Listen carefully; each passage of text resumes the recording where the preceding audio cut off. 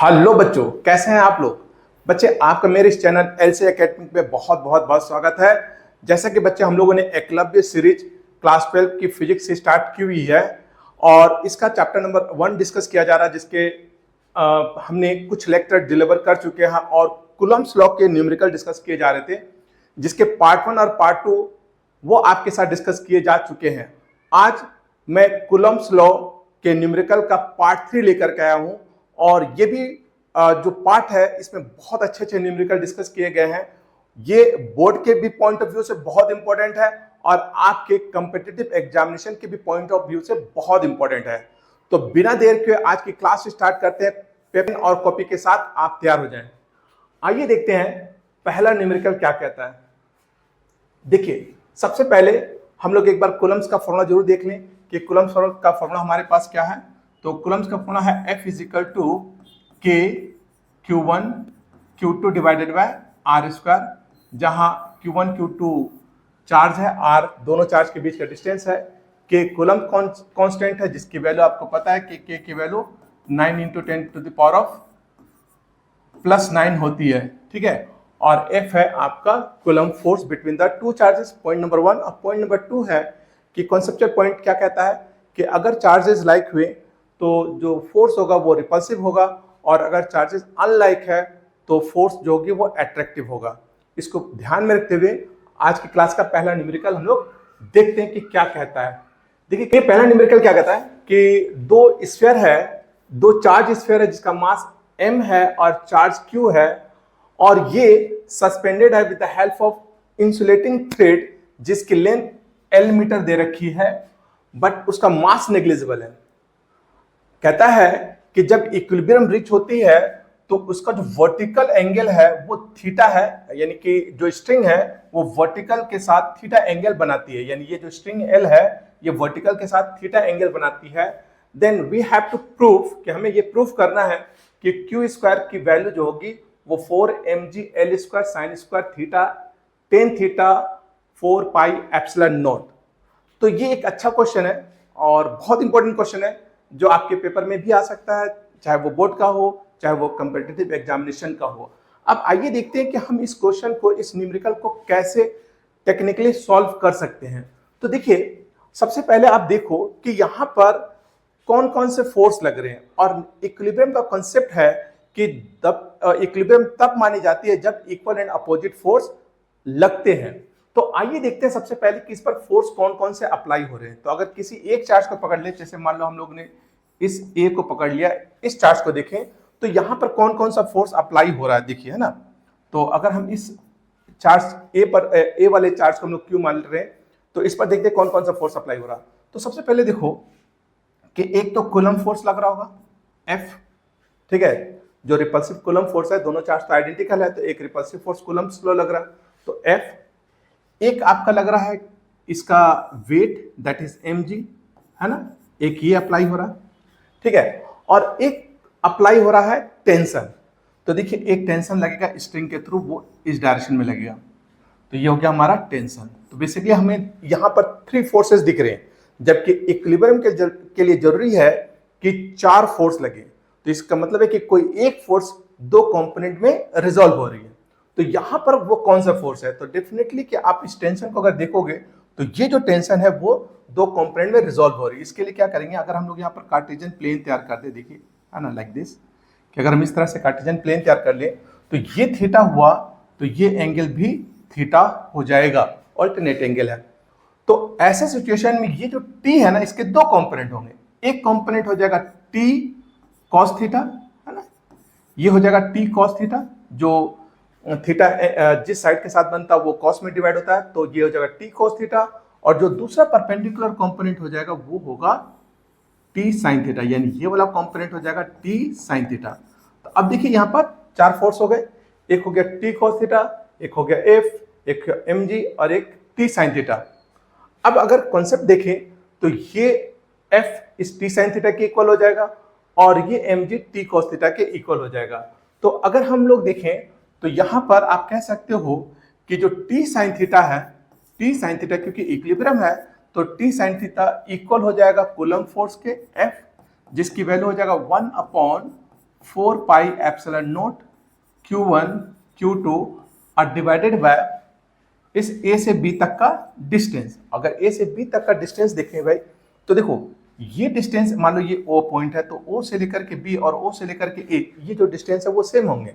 और इस डिस्टेंस को निकालेंगे कैसे, तो देखो ये एंगल थीटा है, ये L है, तो ऐसे सिचुएशन में ये हो जाएगा L साइन थीटा, क्योंकि थीटा के सामने वाला अपोजिट साइन में रिजॉल्व होता है, तो ये हो जाएगा L साइन थीटा, तो ये भी हो जाएगा L साइन थीटा, है ना, ये दोनों L साइन थीटा हो जाएंगे। तो बेसिकली A से लेके B तक का जो डिस्टेंस हो जाएगा वो 2L साइन थीटा होगा। तो यहाँ पर K Q1 Q2 अपॉन में R स्क्वायर जो होगा वो हो जाएगा 2L साइन थीटा इसका होल स्क्वायर, ठीक है, ये हो जाएगा आपका। तो अगर हम इसको ठीक कर लें तो T साइन थीटा की वैल्यू हो जाएगी 1/4 pi epsilon note Q1 Q2 और divided bye 4L square sine square theta, ठीक है, L square sine square theta. इसे इक्वेशन नंबर 1 मान लें। अब आते हैं दूसरा कंपोनेंट। तो दूसरा कंपोनेंट क्या है, T cos थीटा। तो T cos थीटा की वैल्यू किसके इक्वल हो जाएगी, तो T cos थीटा की वैल्यू हो जाएगी mg के इक्वल। तो यहाँ पर लिख दो mg, तो T cos थीटा की वैल्यू mg के इक्वल हो जाएगी। इसे इक्वेशन नंबर 2 मान लो।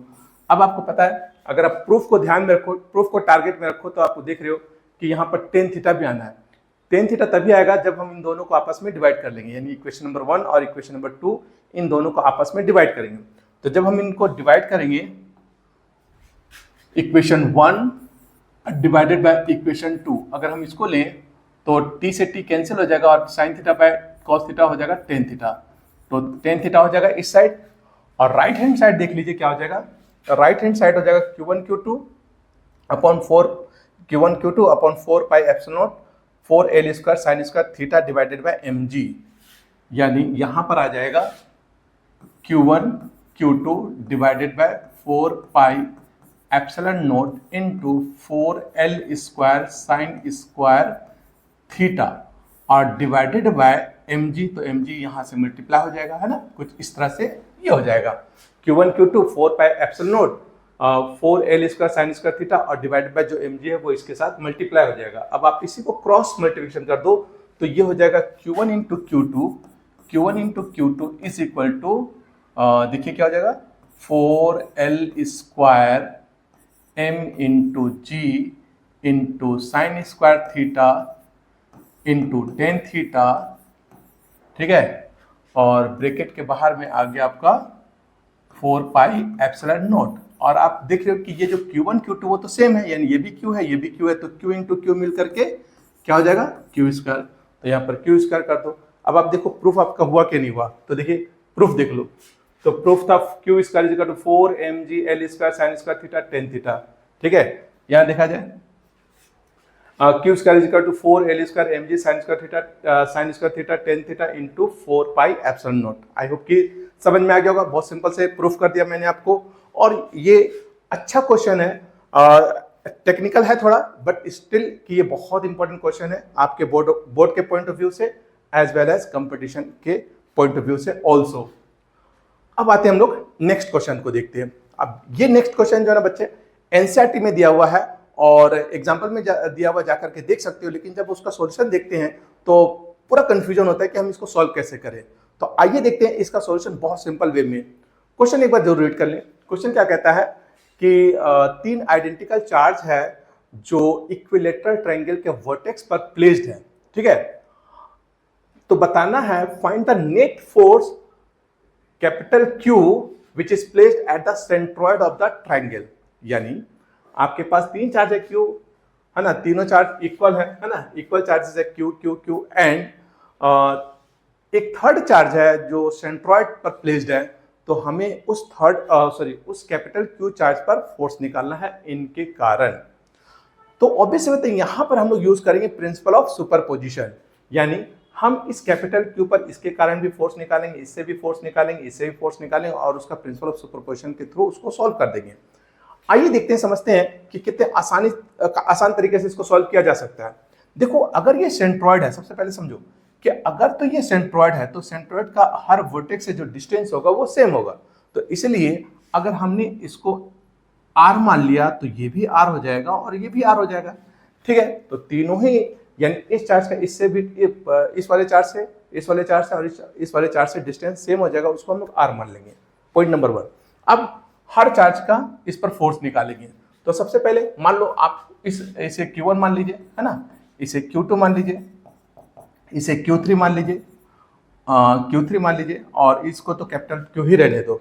अब हर फोर्स का उस कैपिटल Q पर हर चार्ज का कैपिटल Q पर फोर्स निकालते हैं। तो सबसे पहले F1 निकालें, यानी पहला चार्ज का फोर्स, है ना। तो F1 देखो क्या होगा बच्चा, F1 हो जाएगा K,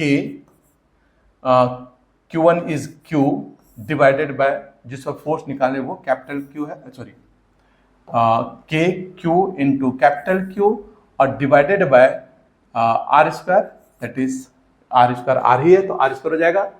क्या यही वैल्यू F2 और F3 नहीं होना चाहिए? चेक कर लीजिए, F2 और F3 ये तीनों ही वैल्यू सेम होगी, क्योंकि चार्ज भी सेम, डिस्टेंस भी सेम, तो बेसिकली ये तीनों वैल्यू सेम है। इसे आप चाहो तो x भी मान लो, है ना, बाद में हम उसकी वैल्यू रख देंगे। तो इसे इक्वेशन नंबर 1 कंसिडर कर लो। तो हमारे पास इस चार्ज पर इसका भी फोर्स निकल गया, इसका भी निकल गया और इसका भी फोर्स निकल गया, यानी तीनों फोर्स अब आ गए। अब देखो ध्यान से समझो, ये वाला फोर्स इसकी डायरेक्शन देखिए, तो क्या ये प्लस है, ये प्लस है, तो जो F1 की जो डायरेक्शन होगी वो क्या F1 कुछ ऐसा नहीं हो जाएगा? देखिए F1 की डायरेक्शन रिपल्सिव, उसी तरह से F2 की भी डायरेक्शन रिपल्सिव, ठीक है, यानी ये भी रिपल्सिव, F2 भी रिपल्सिव हो जाएगा, और F3 की जो डायरेक्शन है वो भी रिपल्सिव हो जाएगी, तो यानी F3 भी रिपल्सिव हो जाएगा। F1 को थोड़ा और बड़ा कर देते हैं, है ना, तो F1 F2 F3 तीनों ही रिपल्सिव हो जाएंगे। तो सबसे पहले हम क्या करेंगे, किसी दो का रिजल्टेंट निकाल लेंगे और उसका थर्ड के साथ हम फिर से रिजल्टेंट निकालेंगे। तो पहले दो का रिजल्टेंट निकाल लीजिए, तो F1 F2 का ही रिजल्टेंट निकाल लो। ये F1 हो गया और ये F2 हो गया। अगर F1 F2 का रिजल्टेंट देखो तो सबसे पहले दोनों के बीच में एंगल दिखेगा कि F1 और F2 तीनों, देखो पहली बात तो समझो कि ये तीनों फोर्स इक्वल है। अब अगर तीनों फोर्स इक्वल है तो ऑब्वियस है कि हर एक कंसेक्यूटिव फोर्स के बीच में जो एंगल बनेगा क्या वो 120 नहीं होना चाहिए? क्योंकि तीनों फोर्स मिल करके एक सर्किल बनाएंगे और सर्किल जो है ना 360 का होता है, तो तीनों इक्वल में डिवाइड हो जाएंगे, तो 160 160 एंड 160 होगा। तो बेसिकली कि कोई भी दो फोर्स के बीच में जो एंगल बनेगा वो 120 का बन जाएगा। तो 120 का एंगल तीनों के बीच में बनेगा। तो पहले हम F1 F2 का रिजल्टेंट निकालें। तो resultant of F1 and F2, अगर हम F1 F2 का रिजल्टेंट निकालें तो F1 F2 का रिजल्टेंट निकालेंगे, F12 कर दो इसे, है ना, रिजल्टेंट को 12 मान लीजिए। अब इनका रिजल्टेंट निकालो। अब अगर हम इसका रिजल्टेंट निकालेंगे तो देखो F1 स्क्वायर, यही ना होगा बेटा, F1 square plus F2 square plus 2F1 F2 cos theta. ये फॉर्मूला कहाँ से आया? तो ये क्लास 11th का है और इससे पहले वाले क्लास में भी मैंने इसको यूज किया हुआ है।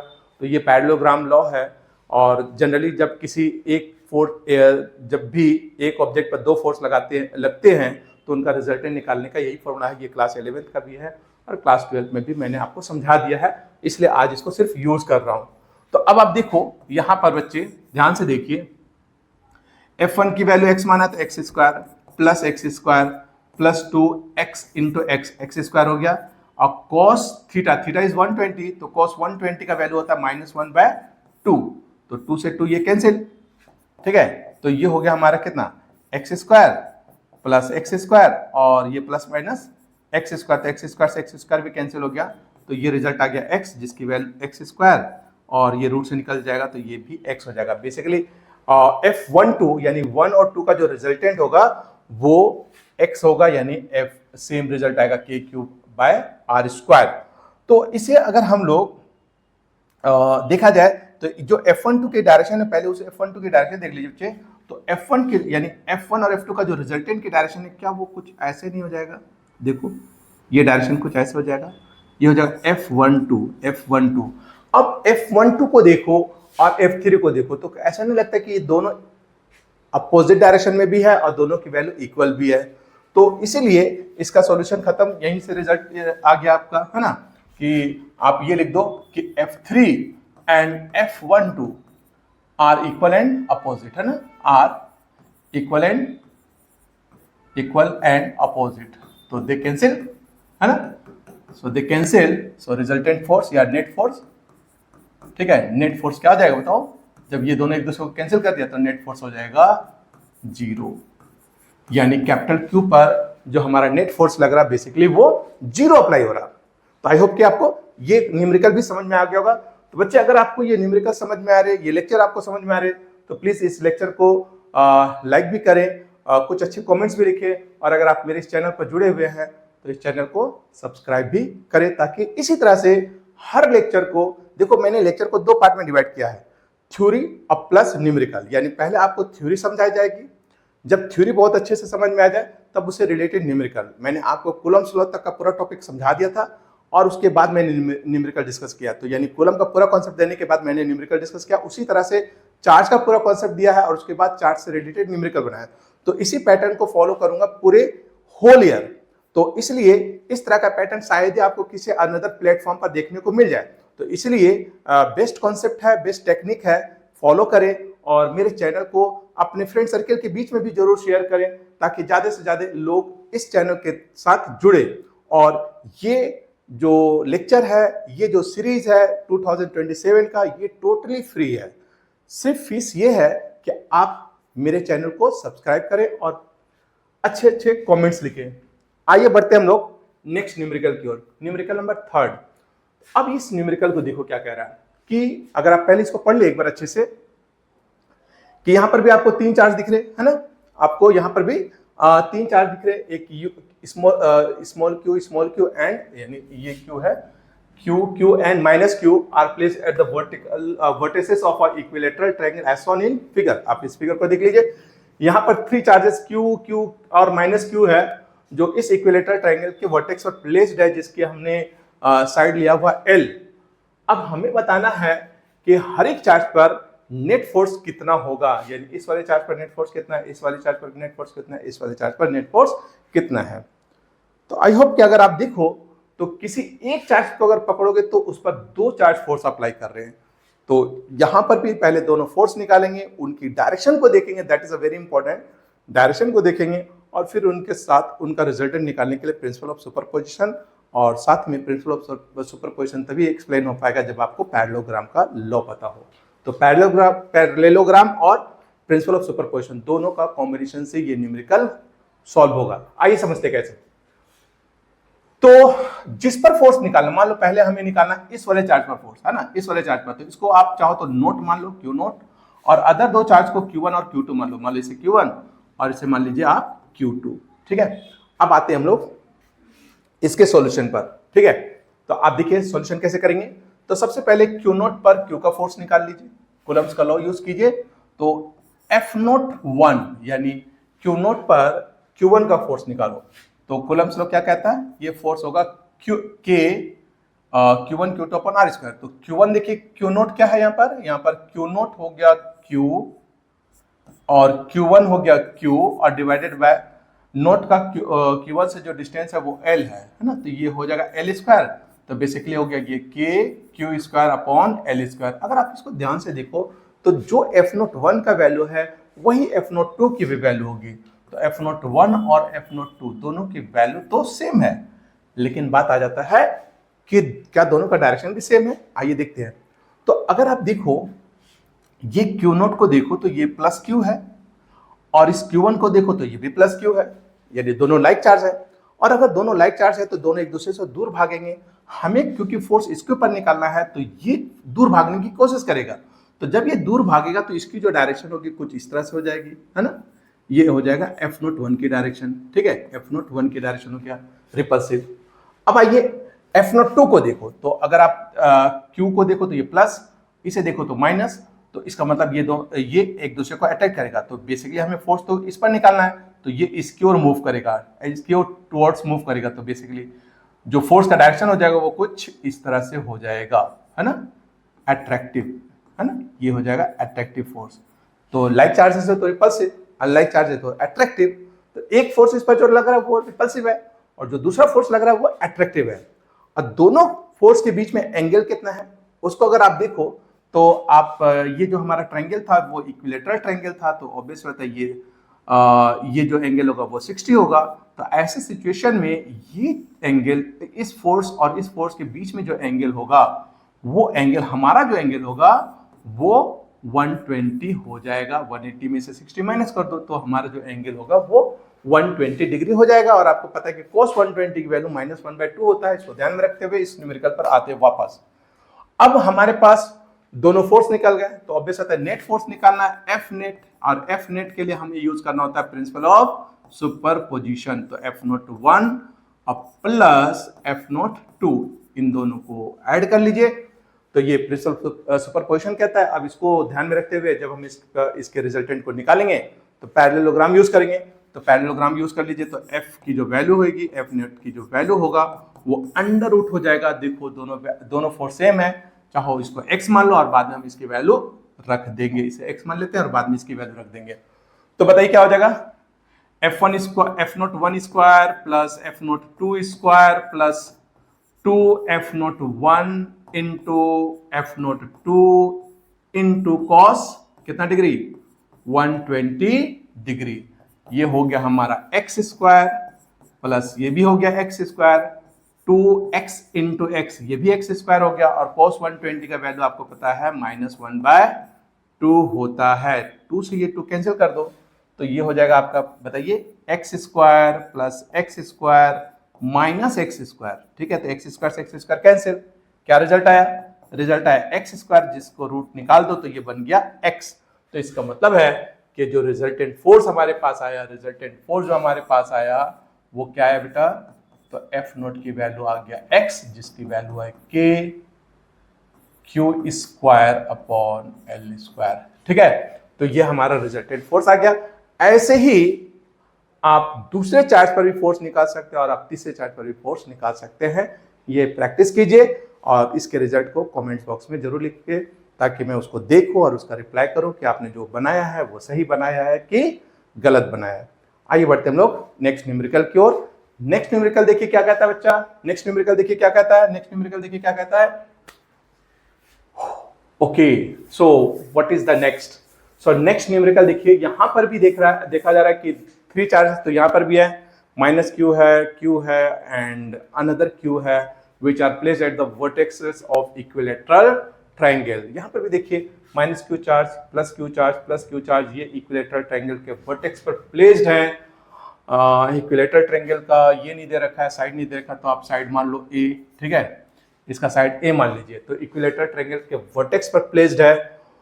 तो बोलता है कि what is the magnitude and sign of the charge which is placed at the midpoint M of the BC so as the net force on minus Q charge becomes 0। यानी अब आपसे पूछ रहा है कि ऐसा कौन सा चार्ज BC के मिड पॉइंट पर रखे जिससे कि ये जो -Q है, इस -Q पर जो नेट फोर्स हो वो 0 हो जाए। बेसिकली कहने का सेंस है कि -Q इक्विलिब्रियम में चला जाए। तो आइए समझते हैं कि इसको सॉल्व कैसे किया जाए, है ना। तो देखिए साइड तो A है, तो ये साइड A हो गया, ये मिड पॉइंट है तो इसको a/2 भी लिख दो चाहो, है ना, ये a/2 हो गया। तो ऐसे सिचुएशन में सबसे पहले तो देखो कि इस -Q पर प्लस Q और ये प्लस Q किस डायरेक्शन फोर्स लगा रहा है, तो वो समझना बहुत आसान है। इस पर हमें फोर्स चाहिए, तो इसको हम चाहे तो Q0 मान लेते हैं, बाकी इसे Q1 मान लेते हैं, इसे Q2 मान लेते हैं, और क्योंकि एक चार्ज यहाँ पर भी प्लेस्ड है तो इसको Q3 मान लेते हैं। ठीक है, तो सबसे पहले आइए देखते हैं कि इस Q1 का इस यानी Q0 पर इसका फोर्स और इसका फोर्स और उसकी डायरेक्शन देखो। तो देखो ये है माइनस में, ये है प्लस में, तो ऑब्वियस है तो यहाँ पर -Q पर जो फोर्स लगेगा वो एट्रैक्टिव लगेगा, क्योंकि अनलाइक चार्ज है, तो वो एट्रैक्टिव फोर्स यानी ये वाला जो चार्ज है इसकी ओर भागने की कोशिश करेगा, इसलिए फोर्स की डायरेक्शन कुछ ऐसे हो जाएगी। तो ये हो जाएगा F01 की डायरेक्शन, ये हो गया F01 की डायरेक्शन। वैसे देखो ये माइनस है, ये प्लस है, तो यहाँ पर भी एट्रैक्टिव फोर्स लगेगा, तो ये वाला जो डायरेक्शन होगा वो भी कुछ ऐसा हो जाएगा, यानी F02 की भी डायरेक्शन कुछ ऐसे हो जाएगी। तो दोनों ही इस चार्ज पर इस डायरेक्शन फोर्स अप्लाई कर रहे हैं, तो दोनों फोर्स के बीच में जो एंगल होगा वो बताइए कितना होगा, ये एंगल हो जाएगा 60 डिग्री। आई होप बहुत सिंपल है ना। तो ये एंगल हो गया 60 डिग्री। अब फिर हम इन दोनों का रिजल्टेंट निकालें, तो पहले हम लोग चलिए इन दोनों फोर्स को निकाल के उसका रिजल्टेंट निकालते, फिर हम बात करेंगे Q3 की। तो चलिए आइए पहले F01 और F02 निकालने की कोशिश करते हैं। तो F01 की वैल्यू क्या होगी, K Q0 यानी Q, और Q1 इट्स ऑल्सो भी Q, तो Q स्क्वायर हो जाएगा, डिवाइडेड बाय नोट का Q से डिस्टेंस जो होगा वो ए स्क्वायर, ए है तो ए स्क्वायर हो जाएगा, ठीक है। और यही वैल्यू आपका एफ नोट 2 का भी होगा, अगर आप चाहो तो देख लो, चार्जेस सेम है, डिस्टेंस सेम है, तो वैल्यू भी सेम होगा। तो ये दोनों वैल्यू सेम हुए और दोनों ही फोर्स के बीच में जो एंगल है वो 60 डिग्री है। तो ऐसे सिचुएशन में हम लोग फिर से पैरेललोग्राम यानी principle of superposition and parallelogram use करते थे। तो डायरेक्ट पैरेललोग्राम लिख लेते हैं। तो F12 यानी 1 और 2 का रिजल्टेंट फोर्स देखिए क्या होगा, तो ये हो जाएगा F01 का स्क्वायर प्लस F02 का square plus 2 F01 F02 into cos, दोनों के बीच में एंगल कितना 60 डिग्री। 60 डिग्री कैसा है, आई होप कि समझ में आ ही रहा होगा कि इक्विलेटरल ट्रायंगल है, तो दो कंसेक्यूटिव साइड्स के बीच का जो एंगल होता है वो 60 डिग्री होता है। तो यहां पर इसे x मान लेते हैं, बाद में इसकी वैल्यू रख देंगे। तो आप इसको x square plus 2x into x square, और cos 60 की वैल्यू होता है +1/2। तो देखो 2 से 2 कैंसिल हो गया, तो x का प्लस एक्स स्क्वायर कितना है बच्चे, ये हो गया 3x स्क्वायर रूट से निकल जाएगा, लेकिन √3 बाहर अंदर ही रह जाएगा, तो ये हो जाएगा √3x, और x की वैल्यू रख दोगे तो ये हो जाएगा √3 के Q square divided by A square. इसे आप इक्वेशन नंबर 1 मान करके छोड़ दे, यानी 1 और 2 का जो रिजल्टेंट है वो हमारे पास आया √3 के क्यू स्क्वायर अपॉन ए स्क्वायर। अब बात करते हैं हम लोग कि भाई इस Q3 की वैल्यू क्या होनी चाहिए और उसकी डायरेक्शन क्या होनी चाहिए, जिससे कि इस पर यानी इस Q3 की वैल्यू और इसका मैग्नीट्यूड हमें दोनों, यानी वैल्यू भी चाहिए और इसका साइन भी चाहिए कि वैल्यू क्या है और इसका साइन क्या है, जिससे कि इस माइनस के ऊपर रिजल्टेंट फोर्स 0 हो जाए। तो अगर हम देखिए माइनस, ये तो चार्ज माइनस में है और ये चार्ज प्लस हो गई, माइनस हो, कंफ्यूजन है ना। लेकिन हमने देखा कि ये जो 1 और 2 का जो रिजल्टेंट है वो थोड़ा रिजल्टेंट एक बार उसका डायरेक्शन में दिखा दूं आपको, तो देखिए 1 और 2 का जो रिजल्टेंट का डायरेक्शन है वो कुछ इस तरह से नहीं है बच्चा, देखिए ध्यान से, वो तो इस डायरेक्शन में जा रहा, ये हुआ हमारा 1 और 2 का रिजल्टेंट, यानी F12 आ गया, ये रिजल्टेंट आ गया। अब सोचो कि 1-2 के डायरेक्शन ये है, अब अगर ये हम चाहते हैं कि इस पर नेट फोर्स 0 हो जाए, तो ये तभी पॉसिबल है जब Q3 जो इस पर फोर्स अप्लाई करे, उस फोर्स की जो डायरेक्शन होनी चाहिए वो अपोजिट होनी चाहिए 1-2 के, है ना, ऐसे होनी चाहिए, यस और नो। और ये तो तभी पॉसिबल है जब ये चार्ज और ये चार्ज एक दूसरे को रिपेल करे।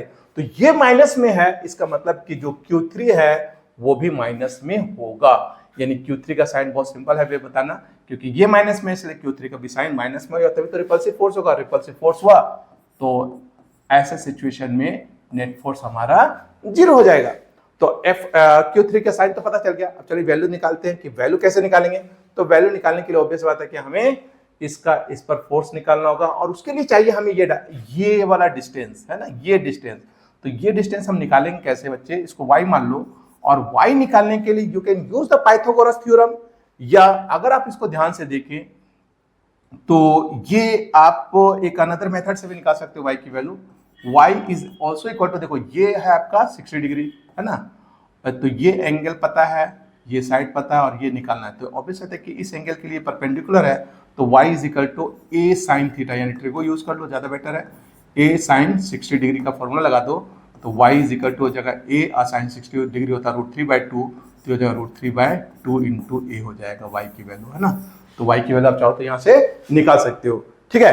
तो y की वैल्यू हमारे पास आ चुका, तो अब आइए डिस्टेंस निकाल लेते हैं, सॉरी डिस्टेंस हमने निकाल चुके, अब हम फोर्स निकालते हैं। तो फोर्स निकालते हैं Q3 का Q0 पर, तो आइए F03, है ना, F03 निकालते हैं, F03, तो F03 का वैल्यू हो जाएगा K, Q0 हो गया Q3 हमें निकालना, तो ये Q3 डिवाइडेड बाय Q0 का Q3 से जो डिस्टेंस है वो y है, तो y का स्क्वायर लिख दो और y की वैल्यू रख दो, KQ इंटू Q3, और डिवाइडेड बाय y की वैल्यू है √3/2 इंटू a, ठीक है, इसका होल स्क्वायर। तो ये हो जाएगा F03 की वैल्यू हो जाएगा कितना, 2 का स्क्वायर 4 हुआ, और ये 4 शिफ्ट होकर के ऊपर चला जाएगा, तो 4KQ Q3 और डिवाइडेड बाय रूट पर स्क्वायर होगा, तो root cancel into a square, ठीक है, a स्क्वायर। अब क्योंकि ये दोनों वैल्यू यानी F12 और F03 दोनों आपस में इक्वल एंड अपोजिट है, तो आप लिख सकते हो कि फॉर नेट फोर्स 0, है ना, for net force 0, net force on minus Q will be zero if, है ना, जीरो इफ ये जो F03 है वो इक्वल एंड अपोजिट हो जाए 1 2 के, ठीक है, 1 2। तो F03 की वैल्यू हमारे पास है 4 के Q 3 divided by 3 a square is equal to 1 2 की वैल्यू हमारे पास क्या आया था, 1 2 की वैल्यू हमारे पास क्या आया था, देखिए 1 2 की वैल्यू हमारे पास आया है, कहाँ गया, √3 के क्यू स्क्वायर अपॉन ए स्क्वायर।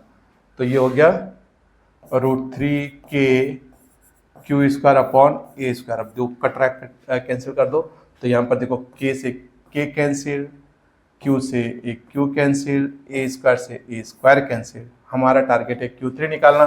तो देखो Q3 की वैल्यू क्या आएगा, तो Q3 आ जाएगा, ये क्रॉस कर दिया तो 3√3, है ना, 3√3 इंटू एक क्यू रह जाएगा, एक क्यू रह जाएगा 3√3 इंटू क्यू, और ये 4 नीचे चला गया, ए स्क्वायर तो कैंसिल हो रखा है, तो नीचे चला जाएगा 4, ठीक है। तो ये हो गया हमारा Q3 की वैल्यू, ठीक है। और साइन तो बता ही दिया, नेचर क्या है, नेचर हो गया यानी साइन हो गया नेगेटिव, ठीक है, नेगेटिव, यानी ये जो Q3 होगा वो नेगेटिव होगा। तो आई होप कि ये क्वेश्चन आपको बहुत आसानी से समझ में आ गया होगा। सिंपल है, आसानी से सॉल्व किया जा सकता है, लेकिन इंपॉर्टेंट क्वेश्चन है बच्चे। अगर आप इसके 5 ईयर बैक का अगर बोर्ड का क्वेश्चन देखो या कॉम्पिटिटिव एग्जामिनेशन का क्वेश्चन देखो, स्पेशली जेई का क्वेश्चन देखो, तो आपको ये न्यूमेरिकल देखने को मिल जाएगा।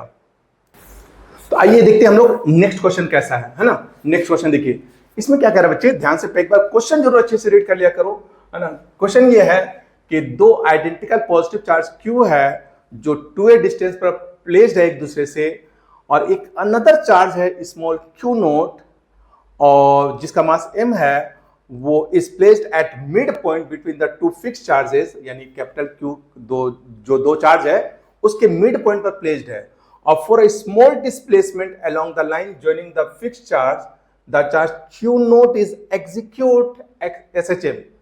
So what is the time period of the oscillation of the Q0? That's a very important question. और एक कॉम्पिटिटिव एग्जामिनेशन का भी एक बहुत ही ज़्यादा इंपॉर्टेंट है, बोर्ड में कम पूछा हुआ और कॉम्पिटिटिव एग्जामिनेशन में ज़्यादा पूछे हुए हैं। अब इस क्वेश्चन को देखिए कि हम इस क्वेश्चन को सॉल्व कैसे कर सकते हैं। पहले तो हम इसको डायग्राम से समझने की कोशिश करते हैं कि ये डायग्राम के थ्रू ये क्या कहना चाहता है। क्वेश्चन का अंडरस्टैंडिंग बहुत इंपॉर्टेंट है, तो पहले हम लोग क्वेश्चन को समझते हैं with the help of diagram. तो देखिए डायग्राम क्या कहता है, डायग्राम ये कह रहा है कि हमारा दो चार्ज है वो ये कुछ है, जो एक कैपिटल Q यहाँ पर है, सॉरी, एक कैपिटल Q चार्ज यहाँ पर है, एक कैपिटल Q चार्ज यहाँ पर है, और दोनों के बीच में सेपरेशन 2a है, यानी यहाँ से लेकर के यहाँ तक का जो सेपरेशन है, A से लेकर B तक का जो सेपरेशन है वो 2a है। और उसके मिड पॉइंट पर एक छोटा सा चार्ज रखा गया था Q0, और उस Q0 को एक छोटा डिस्प्लेसमेंट दिया गया है और किसी एक चार्ज की ओर दे दिया गया है। तो वो एक छोटा सा डिस्प्लेसमेंट, अगर हम ये मान लें कि जो छोटा सा डिस्प्लेसमेंट है वो x है, तो यहाँ से यहाँ तक अगर हम मान लें कि ये x है और x डिस्प्लेसमेंट जाकर के यहाँ जो चार्ज था मिड पॉइंट पर वो P पर पहुंच गया, यानी ये जो हमारा Q0 चार्ज है वो Q इस पर आ जा रहा है।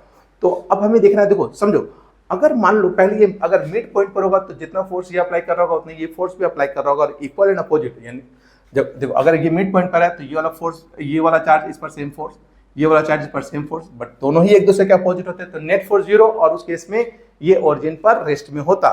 लेकिन अगर मान लो कि हमने किसी एक चार्ज के तरफ उसको एक छोटा सा डिस्प्लेसमेंट दे दिया, तो वो किसी एक चार्ज के क्लोज हो जाएगा, दूसरे चार्ज से दूर हो जाएगा। तो ऐसे सिचुएशन में जो फोर्स है वो अलग हो जाएंगे, है ना। तो दोनों फोर्स अलग अलग हो जाएगी, एक फोर्स बढ़ जाएगी और एक फोर्स कम हो जाएगी। जिसकी ओर चला गया फोर्स उसकी बढ़ जाएगी, और जिससे दूर चला गया उस फोर्स की वैल्यू कम हो जाएगी, और उसी के कारण एक नेट फोर्स उस पर अप्लाई होगा, और वही net force restoring force provide करके इसको इस ओरिजिन के आगे पीछे टू एंड फ्रो करवाता है, जिससे कि हम कह सकते हैं कि ये SHM में बना हुआ है। आइए समझते हैं सबसे पहले कि वो दोनों फोर्स निकाल लेते हैं और उसके बाद उसका डिफरेंस लेते हैं। तो पहले इस एक चार्ज को Q1 मान लो और एक चार्ज को Q2 मान लो। तो सबसे पहले Q1 का फोर्स निकालो। उसके लिए देखो, अगर ये P पर चला गया तो ये डिस्टेंस A है ना, तो यहां से जो डिस्टेंस इसका बनेगा वो A + x हो जाएगा, A + x। और इस चार्ज से इसका जो डिस्टेंस बनेगा वो हो जाएगा कितना बताइए, ये हो जाएगा यहाँ से तक का जो डिस्टेंस होगा वो a माइनस एक्स हो जाएगा, ठीक है। तो एक डिस्टेंस a प्लस एक्स और एक डिस्टेंस a माइनस एक्स।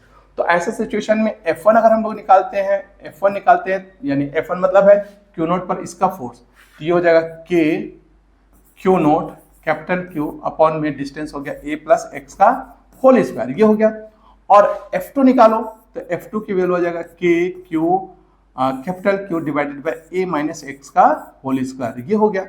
तो दो फोर्स आ गए और ये F1 हो गया कम और F2 हो गया ज्यादा, क्योंकि देखो F2 का डिस्टेंस कम है तो फोर्स की वैल्यू बढ़ जाएगी, F1 में डिस्टेंस की वैल्यू ज्यादा है इसलिए फोर्स की वैल्यू कम हो जाएगी।